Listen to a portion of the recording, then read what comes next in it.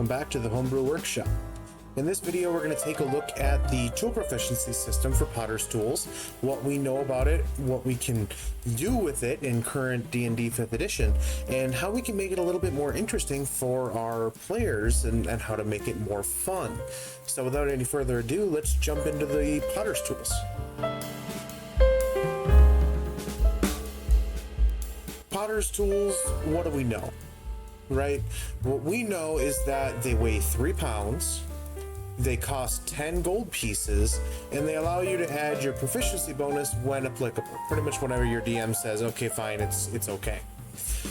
So, knowing that, how do we make them more interesting? Now, objective 1, as I'll follow a kind of a 2-objective design for this, is to provide a system that an average merchant could use these tools as a trade to earn money, to have a living. And that way, as a player, you can leverage that system for your own benefit as well. So tools as a trade for money. Additionally, objective 2 is to produce a system for active production that highlights interest in this trade. If somebody is interested in pottery or ceramics or using that kind of medium, potter's tools should highlight what exactly that might look like for you as a player and be a little bit more than just, I guess I have proficiency with this. And so from that standpoint, we should come up with a system for it. So I'll show you all what I've ended up kind of determining. For objective 1, tools as a trade for money, it does tie in to some extent for both objectives. For objective 1, you must have access to a kiln. Obviously, doing pottery and ceramics, you need some method of actually firing your pieces to be able to get them to actually be completed. Otherwise, you just have a lump of slowly drying clay. That's not necessarily pottery. And so, taking another step, you do have to have some limited access, at the very least, to a kiln, which does kind of tie it down to more civilized areas. But on the road, you can come up with whatever designs, or take those designs on the road to effectively be a guild artisan that has your pottery pieces with you for sale. It's very easy then that way to, at the very least, pose as a merchant caravan, right?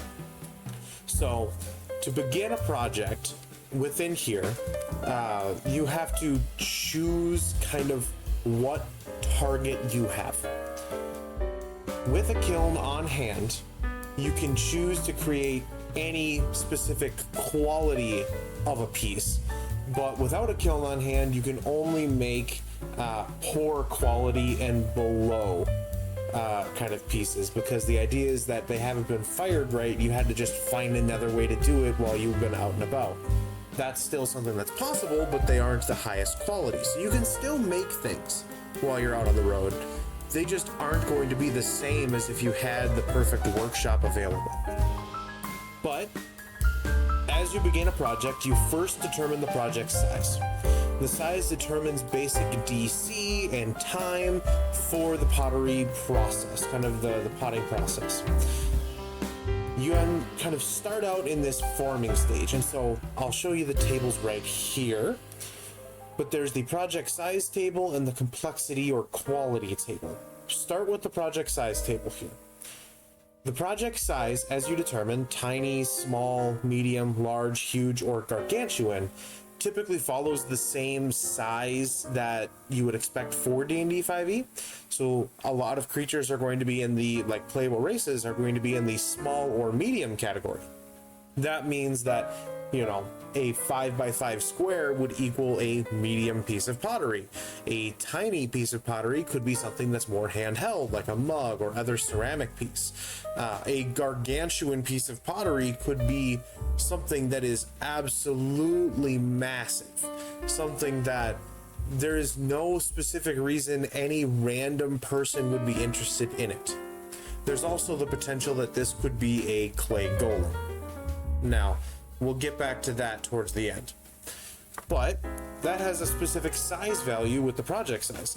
This size value is literally just the number of kind of pounds of clay or units for the materials that you'll need to undertake that project. So a tiny project size will only need maybe 1 unit of material, but if you were to go to a gargantuan size, you're going to need at the very least 10 units of material. That kind of a thing. That way your DM has a way to be like, okay, well, you aren't just going to make a gargantuan sized pottery piece without kind of any benefit, right? For I need you to buy your materials or something else like that, or at least collect them, that kind of a thing. And then from that point, it ends up being something that's, how do I make this work, right? Once you've chosen your size, you can see and roll for exactly how much time it will take for this process. There's a minimum of 1 hour involved in any process. So 1d4 minus 2, if you were to roll a 2 and the minus 2 becomes a 0, it's still just 1 hour, right, for that entire process. And that's fine. But then when you get much higher up and it's 24d4, you can have anywhere from 1 day to 4 days. It's just, it depends. And so massive projects inherently take more time. Depending on their quality though, during that window, your skill can kind of be highlighted within. Then there's also the size DC modifier, which we will touch on in a moment. Once you've picked your size and you know exactly how long it's going to take you, you can choose your complexity or quality. Basically just how complicated is it going to be to make a higher quality item, which is why it's complexity or quality, kind of as a reflection. If it is of a poor quality or a simple, average, moderate, fair, or high quality, they have different gold piece values with it.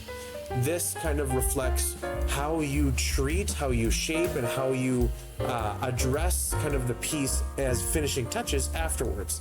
Painting it, glazing it, everything else, including scoring, shaping, everything that you can do to make the piece unique and beautiful in its own right.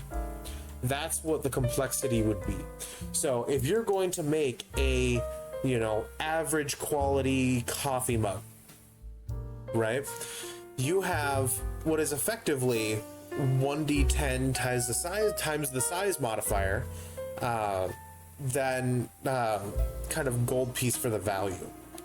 Now, that ties into a little bit of the project size table. If you have a tiny object, the size value is 1. And so you can roll 1d10 if you make a average quality tiny object and multiply what you roll by that number. If you have a gargantuan size object and you're going to make it of an average quality, you can roll 1d10 times 10, whatever that roll would be. This kind of reflects not just the quality of how you make it as an art piece, but also the fact that at the very least, someone's probably going to be like, well, it's at least worth the material, So you have a little bit of a leeway that way. By the larger the item, the higher amount of gold that you will earn by default. Then there's the complexity DC modifier. Poor quality is a +0 because it's kind of I'm slapping some stuff together and I'll figure it out later. But the minute that you start to get higher up, it goes up into much higher DCs. Now, looking at these DC modifiers, it's kind of hard to picture where they're going to some extent, but here's how this works. The forming stage, you must have your pounds of clay and your materials, everything that way. But you can choose a target complexity from this place and the size complexity, and then take a look and write down the DC modifiers over the time for the piece. You can attempt 3 checks at regular intervals over the course of this process. So if it's going to take you 1 hour, 3 times over the 1 hour, or if it's going to take you 24 hours, it's 3 times over the 24 hours. That way you know how much time you're spending as you plan out your day, depending on everything else that you have to do around it, right? So you can attempt these 3 checks, and the DM calls for it, depending on what you've described you want to try to do. and they can be dexterity, strength, or wisdom in base. And so you have that base thing, no other particular skill like acrobatics or athletics, just strength, dex, or wisdom. Then you add your proficiency bonus if you're proficient with potter's tools, or expertise if you've gained expertise with these tools, that kind of a thing. Just kind of how good of an artisan are you using these different methods. The DC that you're looking to beat for these checks is equal to 8 plus the size DC and the complexity DC. So if you were going to make a medium-sized object that has an average quality, it's 8 plus 4 for the size DC modifier, so 8, 9, 10, 11, 12, right? And then average is another plus 2, so that's a total DC of 14. So you have to beat a 14 on all of these checks, and that's just to form it. The challenge from there becomes the firing process, but as long as you succeed on 2 out of these 3 checks, with natural 20s counting as 2 successes and natural 1s counting as 2 failures, you can end up kind of making this piece more, special to some extent. If you were to succeed much more than your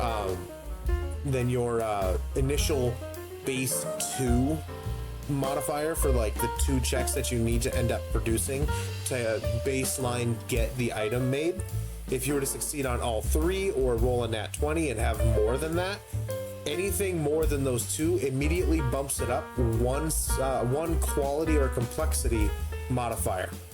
So if you're attempting to make a average piece like we were talking about and the DC's 14, you beat it all 3 times. No problem. You just made a moderate quality item, right? It just boosts that quality higher than you initially attempted.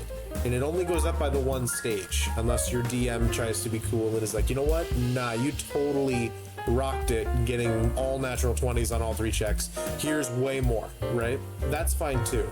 That's up to you and your DM. But once that stage is completed, you have to kind of choose the firing DC. The firing DC is affected by this forming process. This is reflected of kind of how skilled you are as a potter. So if your DC is a 14 for this forming process each time, you can take every number that you rolled above that DC and subtract it from the firing DC at the very end. So if you rolled a 16 on a DC 14, you have 2 numbers, 2 units there in the bank that you can take off of the firing challenge for the firing DC for that roll, which is helpful because the firing roll is a single roll. So the potter can decrease this firing DC by the total amount of all of these attempted DCs. So if you succeed on all of them, great. If you roll a natural 20, do the math, figure out exactly what that number is above your target, have that there, because basically if you can decrease the firing DC to 0, it's because you have made a flawless piece that will not burst in a kiln or anything else. That's one of the big challenges with pottery, is if there happens to be an air pocket or if there happens to be an imperfection, firing the piece of pottery within the kiln can go horribly wrong, and all of your effort so far is, completely bunk. You can't do anything about it because it just happens. And the only way that you avoid it is by getting better and honing your skills. And so if you are able to make a flawless creation in the forming stage, you have much less of a headache in the firing stage. Well worth it, right? So if you can absolutely decrease it to 0, no problem. You almost don't even have to roll. But basically, it comes down to a single roll within that firing process. The roll's DC employs the potter's wisdom modifier alone. It is literally just your worldly experience as a potter or as someone that works with ceramics, plus any proficiency bonuses applicable, right? So if you're proficient or expertise with pottery's tools, you can add that in. The firing check has a DC equal to 8 plus the size modifier plus the complexity modifier, so it's the same DC that you've worked with so far within that forming stage. And you can decrease it by those excess rolls. That way, once it's down, it's a little easier to attempt. Or if you just barely succeeded each time, then that would likely imply that you have some potential imperfections that may cause the piece to fail. If you succeed on this firing roll with the single firing process roll, it comes out completed at its normal gold piece value. If you fail it, it comes out at half of its total gold piece value, if it comes out at all. Right? The DM could rule, depending on what you roll in the firing check, that there is the potential for the piece to be completely destroyed. There is the potential for your DM to say, you know what? No, you still only have maybe half of it as value. There's a piece that you can salvage because maybe it burst and it's just one little hole. And so if you kind of re-spin it, you can say that the hole is a spigot, or, you know, maybe this kind of volute that you were making is actually a teapot now. Like, that kind of thing with a little bit of adjustment can potentially work, but it's not necessarily what you were targeting, so it's not worth as much. The potter can then choose to augment this piece with paint or glaze, but that's already reflected in the quality and complexity kind of stage within here. So any additional effort that you choose to do is really just flavor. It doesn't add additional value. It's just, if you're going to make a high quality item, you're probably going to end up as an art piece glazing it or painting it to some degree. And so that ties into that piece there. So having these pieces, then you can sell knowing what it should be worth in terms of gold piece value. That satisfies my goal target 1 and to some extent goal target 2 because it highlights the process of how pottery works. But one of the things that I wanted to very specifically highlight is how to make potter's tools much more useful on the road. And the specific need for a kiln ties you down to the point where you can't really be on the road without kind of making really crappy pieces. So in an effort to satisfy objective 2, what I have determined is that whenever it does come up, if you are exploring a ruin or a dungeon, you have advantage when you're trying to investigate or recall history or lore based on the ceramics available. How many people can immediately imagine Dark Souls rolling through pottery or searching for rupees through that by breaking pottery? Someone that might be more trained might be able to gain information based on these things.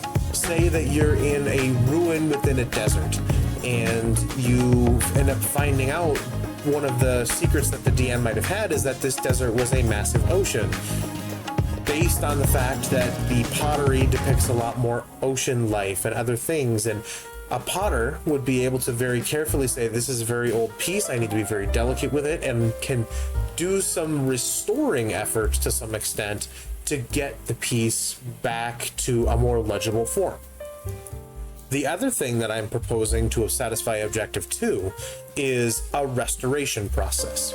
Similar to the actual process of creating an actual piece, the DM will tell you the size of the project and the complexity of the project that you're looking at that is damaged. What you can do is take the DC modifier there and attempt over the course of that same amount of time that it would take to create an all new one, delicately restore it. And the DM will then tell you, based on if you're successful or not in restoring it, what exactly this looks like, what you find out about it, and how much it might end up being worth, given that it is a much more ancient piece of pottery, of history, or a relic, or anything else like that, right? It's a little bit more valuable than just, I made a pot. It's like, this was in a ruin in a dungeon that we found that may have ties to a god, right? Like, that's something that can happen within D&D. And so having some sort of means that you can restore pieces that you find to collect and gain value from it makes this a little bit more interesting. Now, the final piece that I'll talk about outside of either of these goals is I mentioned the clay golem. One of the things that I was going to propose as well, given that it's Potter's Tools, is if your character, and this is somewhat of a long shot, we're going to attempt to create a clay golem, give them the ability to augment that golem to some extent. At the time of its creation, maybe it has additional hit points or deals additional damage equal to the proficiency bonus of the character that has these Potter's Tools proficiencies. That's something that they would be able to take, a basic lump of clay and augment it to make it a little bit more hardy or robust based on their inherent expertise. Then, if they have the capability of an Alchemist at their disposal or anything else, then they bring this golem to life and they have it available.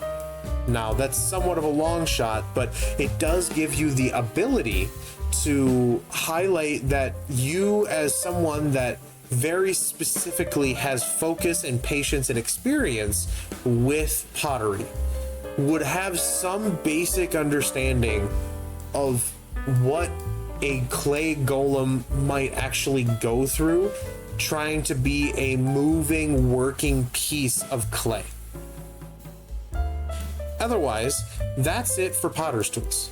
Thank you all for watching.